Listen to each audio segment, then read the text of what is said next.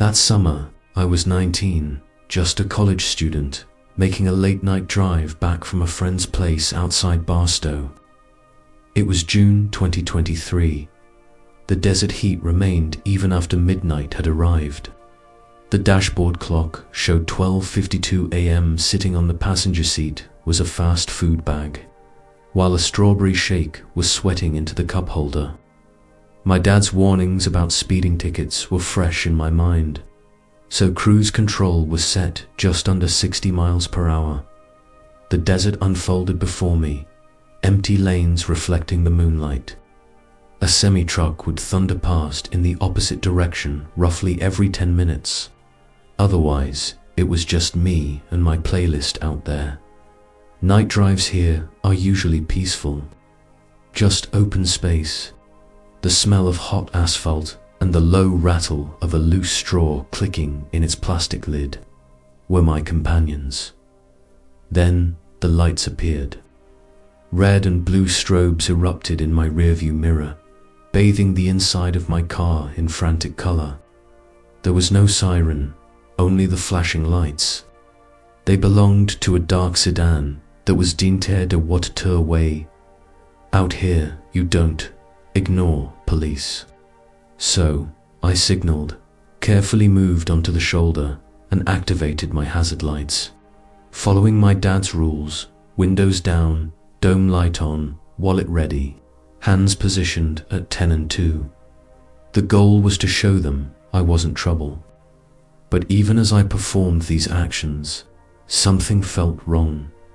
The strobes flickered too rapidly, like cheap aftermarket bulbs. There was no light bar on the roof. The headlights seemed dim, tinted incorrectly. The sound of my own hazard lights ticking orange echoed across the desert silence. And for the first time that night, I truly realized how far from town I actually was. The person who approached didn't look like any police officer I'd ever seen. The sedan pulled up, and the man's face remained hidden in shadow, even with my dome light on. He wasn't wearing a hat, badge, radio, or belt. His right hand stayed concealed behind his thigh until he was close enough to rest a crowbar against my doorframe. He simply said, "License and registration," in a flat tone. No greeting, no reason given for the stop. No flashlights swept my car, as is usual. His eyes never settled. They kept darting down the road, then back, as if waiting for something to appear. I remained still, trying to breathe normally. Safety tips from orientation week surfaced in my mind. If something feels off, call 911. Put on hazards. Drive to a well-lit area. A real cop would understand. A fake one wouldn't. "I'll get the registration from the glove box," I said, keeping my voice steady. My foot shifted onto the brake. My hand slid the shifter into drive. The man looked at me like a bird assessing prey. The crowbar scratched the paint as he leaned closer. That was it. I released the brake, moved back onto the shoulder, and accelerated hard. Gravel flew everywhere. The crowbar whooshed past my window, missing by a hair, leaving only a scrape across the door panel. The sedan lunged forward behind me, strobe still stuttering, but no siren, no radio sound, just the noise of its engine. He tucked in very close behind me, so close I could feel the air pressure shift around my car doors.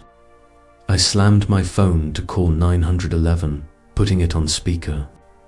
911, what's your emergency? I stated, I'm on 58 eastbound outside Barstow. An unmarked car lit me up. A guy came to my door with a crowbar. No badge, no siren. I'm driving to the next exit. The dispatcher remained calm. Keep your hazards on. Do not stop on the shoulder. Continue to a well-lit, populated area. Deputy is en route. Can you describe the vehicle? I described it. Dark, sedan, older, tinted windows. The lights don't look right. He's right on me. The road curved downward. My engine screamed as I pushed the speed past 70 in the mirror. The sedan wobbled in and out of its lane, almost like it wanted to cut me off. My hands clenched the wheel, sweat soaking the leather. The green sign for the upcoming exit appeared, like a lifeline. Bright lights appeared behind it. A truck stop. I took the exit ramp quickly, tires squealing, hazard lights flashing in the darkness. The truck stop was brightly lit, and a few smokers by the doors stared as I pulled in. My hazard lights painted the building orange. Behind me, the sedan slowed on the frontage road. It sat there for about 30 seconds, just watching, before smoothly gliding away with no turn signals, vanishing into the desert. The dispatcher stayed on the line with me until a real police cruiser arrived a minute later. Its light bar slicing through the parking lot with bright blue light. The deputy was in full uniform. Badge, belt, radio, hat. Seeing him loosen something tight inside me. "You, the caller?" he asked. "Yeah," I managed, my voice thin by then. He stopped me with no siren. Came up with a crowbar. "Good thing you left," the deputy said simply. "We've had a couple of these reports along this route." He took my information, bent down to look at the scrape on my door, and shook his head. "Not a baton," he said. "That's a pry tool." This wasn't a police officer. He told me I'd done the right thing, using hazards, calling 911, getting to a lit area. A real officer will understand. A fake one hates that. The sedan never returned. Another unit searched the frontage road. I sat holding a styrofoam cup of gas station coffee, my hands wrapped tightly around it, even though they weren't shaking anymore. When I finally got back onto the highway, every set of headlights seemed like potential trouble. The sheriff's office confirmed later. Other reports, but no matching license plates. The vehicles varied, but the behavior was the same. Fake stops, late at night, targeting isolated drivers. They never caught anyone. But I know now, not everyone flashing red and blue has the right to make you stop. And when someone asks me what I would have done if it was real law enforcement, the answer is easy. A real cop doesn't need to scare you into submission. They have radios, sirens, procedures. They can stand up to the light. The man on the shoulder that night couldn't. And that's why I'm still here to tell it. Story to asterisk, I don't usually stop at those small, remote gas stations in the middle of nowhere anymore. My mum's advice echoes in my head. Go where the truckers go. The large plazas, the ones with the smell of fast food and at least a few people inside. But that night, it was early May. Finals were just over, and I was running on sunflower seeds and caffeine. I'd waited too long to refuel. The low fuel light illuminated, and the miles too empty number mocked me. The interstate exit was too far away. I pulled off onto a frontage road, hoping something was still open. There it was, a lonely canopy, just one flickering bulb, moths circling it as if it were the last star in the desert. The small cinder block building had an open sign that probably seemed bright decades ago. A paper sign on the door read, "No restroom after midnight." My dashboard clock read to 33 a.m. I parked by the far pump and left the engine running. I debated turning it off, but decided against it. I planned to just prepay for $20 and leave, inside. Was exactly what you'd expect from a gas station during graveyard shift. The hum of cooler compressors, a coffee pot with sludge ringed around its top, jerky that looked like museum pieces. Country music whispered from a radio behind the counter. The clerk looked up as the door chimed. A guy, maybe in his mid-20s, wearing a baseball cap. A face I doubt I would have remembered if I'd met him at the DMV. And then his eyes moved past me. Not towards me, not towards the counter. Directly to the glass door I had just entered through, then to the convex mirror above the register and back again. Before I could utter a word, he moved quickly, slapping his hands on the metal latch to close the door. He leaned towards me, barely moving his lips. "Don't turn around," he whispered. I froze right where I was, my hands still in my hoodie pocket. His voice dropped even lower. "Get your keys ready. When I open this, you're going to walk straight out to your car. Keep looking forward. Don't look around." My first thought was that he was joking, but his hand was flat on the counter, trembling just enough for me to see the tendons move. He looked towards the convex mirror. "If you have to look, look there." I glanced up at the cheap fisheye mirror.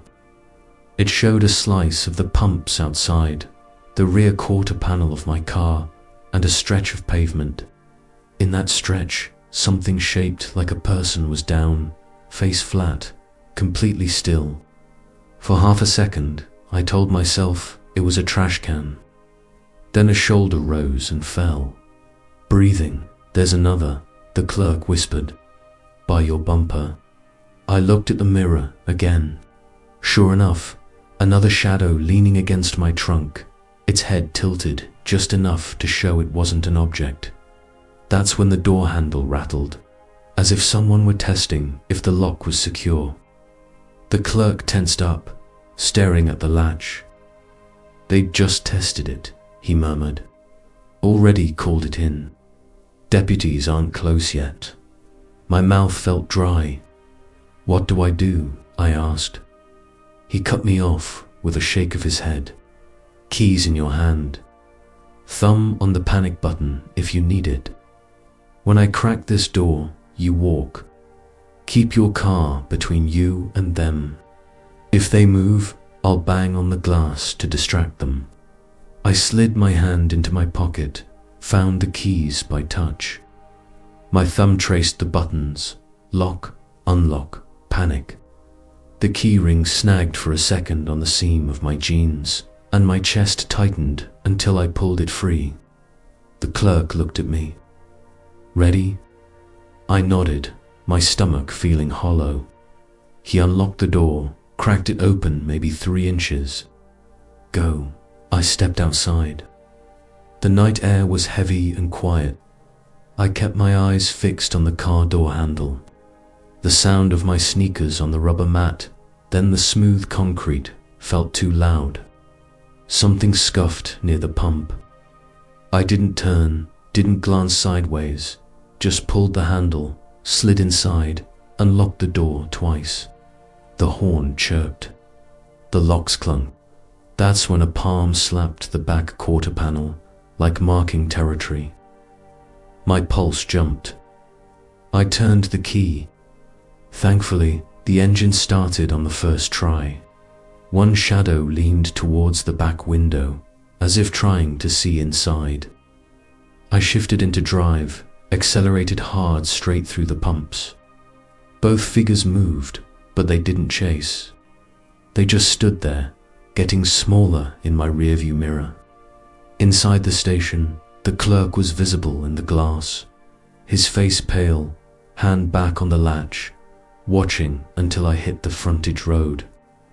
On the highway, I called 911, my voice shaking despite my effort to keep it calm.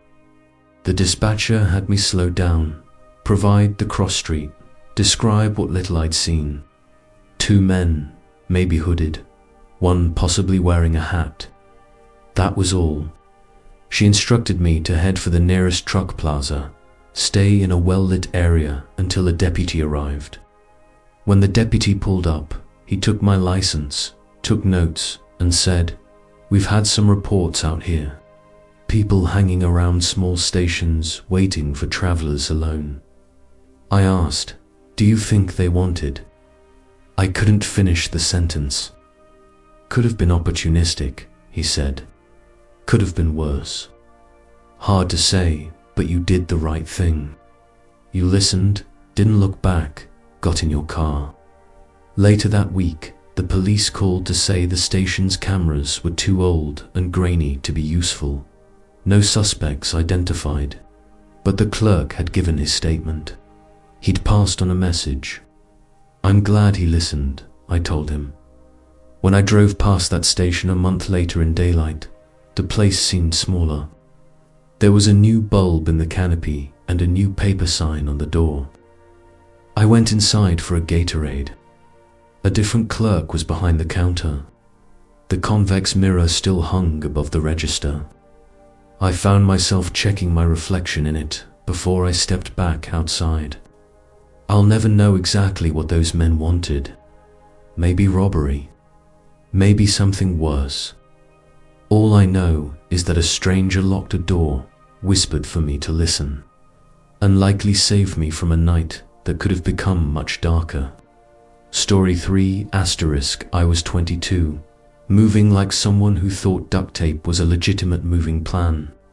My Mazda was packed to the ceiling with boxes labeled kitchen, books, a crate of tangled cords, and clothes crammed into a duffel bag that wouldn't zip shut.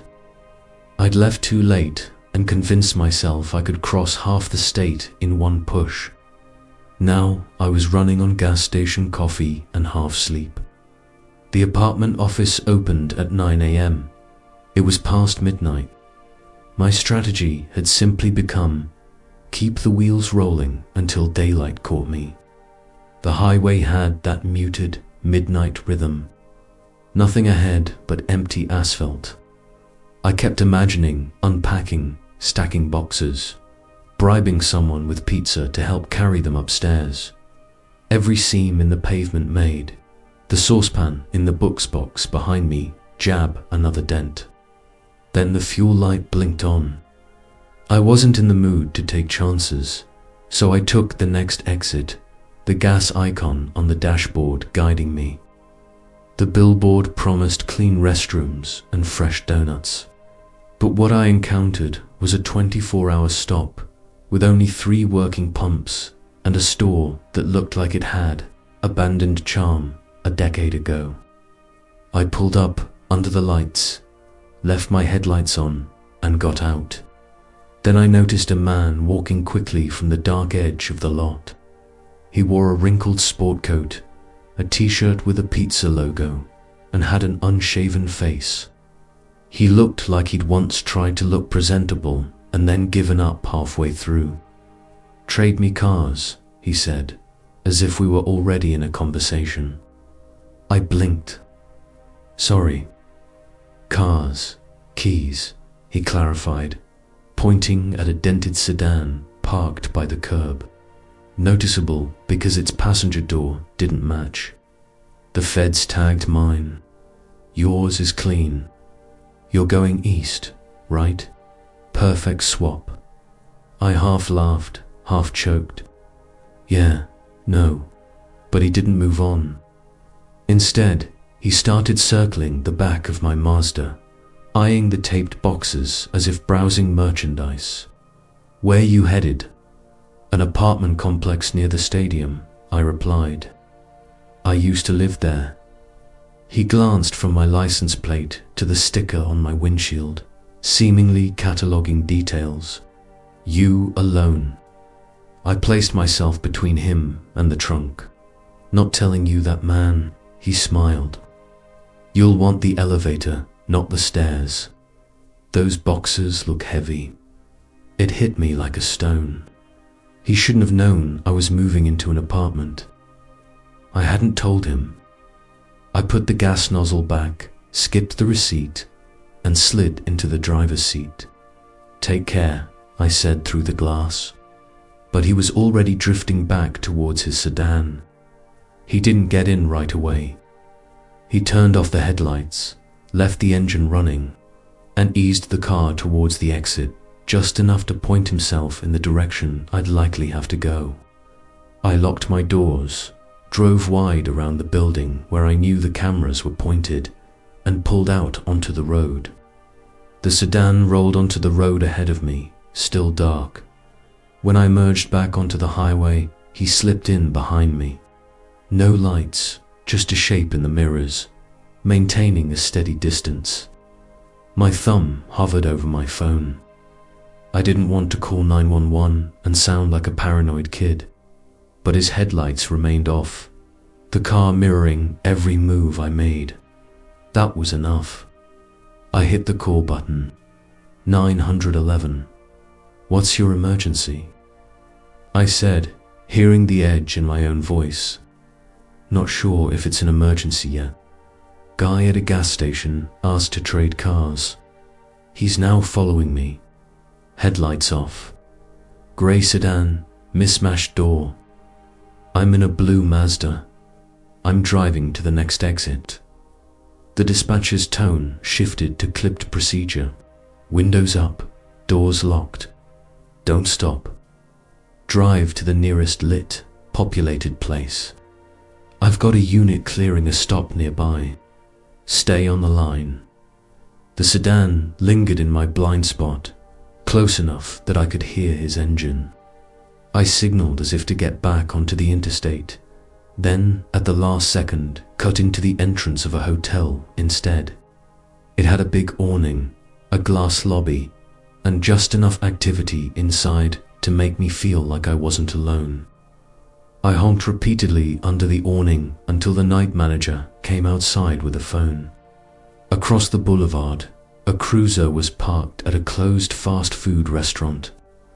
Dispatch connected me, and the officer turned on his light bar and moved over. The sedan appeared at the far end of the lot, creeping, and then it peeled away down a side street, still with its lights off. The officer circled the lot, then parked, taking my statement. He mentioned they'd had calls like this. People probing, testing, maybe looking for an easier target. He noted the sport coat, the mismatched door, the bizarre "Trade Me Cars" line. They didn't catch the license plate on camera. The night manager comped me a room, saying it was corporate policy to do so for scared guests. I parked under the lobby cameras, carried my duffel bag and toothbrush upstairs, and slept with my shoes still on and keys in my pocket. In the morning, the parking lot was just a parking lot, the boxes still dented the same way. When the detective called a week later, his words felt heavy. No plate on camera. Vehicle too far in the shadows. That was the end of the file. Now, when I stop for gas, I choose a destination that sounds fake if anyone asks. I park where cameras are visible. And if anything feels wrong, I don't wait to see how wrong it gets. Asterisk. Story for asterisk, asterisk. I wasn't planning on stopping that late, but Renault had drained my wallet dry. The client meeting ran long. The edits came later. By the time I packed my laptop, it was approaching midnight. I still had an hour's drive before home, and my stomach was rumbling. The neon diner seemed to shimmer like a mirage at the edge of town. Its pie case glowed. A few truckers nursed bottomless mugs inside. It looked safe enough, bright, familiar, and populated. I parked my blue hatchback under a lamppost where I could keep it in sight, a habit. I liked keeping my car in view. I slid onto a counter stool and ordered eggs and toast. The cook slid my plate across, and I ate in silence. That's when I heard a voice to my left. "That blue hatchback outside yours." I turned. A man stood there. Mid-40s, a jacket that had seen better days, a face ordinary enough to blend into a crowd. "Yeah," I replied, cautiously. "What route you taking? North or south around construction?" I smiled politely. Depends on traffic. You headed east or up towards the lake? He asked. It felt less like helpful advice and more like fishing for information. I'll check the map, I said, firmer this time. He leaned closer. You here alone? That was it. Fork down, tone clipped. I'm fine, thanks. He didn't move right away. He looked towards the window where my car was parked, then back at me. Cute car. What year? I ignored him, finished quickly, and paid in cash. The waitress, Cindy, handed me a water in a to-go cup. She noticed my tension and asked softly, "Want me to wave when you leave?" Maybe, I admitted. I'm probably overthinking it. Probably, she said with a patient smile. But I'll still wave. I stepped outside and my stomach dropped. My front right tire looked low, not flat, but off, and the valve cap was missing. There was even a crescent-shaped smear of clean rubber where someone had wiped away the grime. I crouched as if tying my shoe, scanning the lot without turning my head fully. A sedan sat dark a few spaces down, a man slumped in the driver's seat. In the diner window, the man with the questions was now at a booth, holding a cup of coffee, his eyes tilted towards my car. I went back inside. Could someone walk me out? I asked Cindy. The tire's been messed with. The cook put down his spatula without hesitation. We got you. The three of us walked out together. The cook squatted, pressed the tire, and shook his head. Low, Cindy stood by me, arms crossed. I got in the car and locked it, cracking the window to thank them. I'll head to the big station with the flag. They watched me drive away. The hatchback felt a little soft at the front, but I made it to the gas station, which was lit like a stadium. I checked all 4 tires. The front right was down to 22 psi. I refilled it under the bright lights, bought cheap valve caps, and grabbed a portable inflator. When I pulled away, I texted a friend. Tire messed with at the flag station. All good now. The drive home was uneventful, but the tight coil in my chest didn't release until my garage door closed behind me. The next morning, I called the non-emergency line.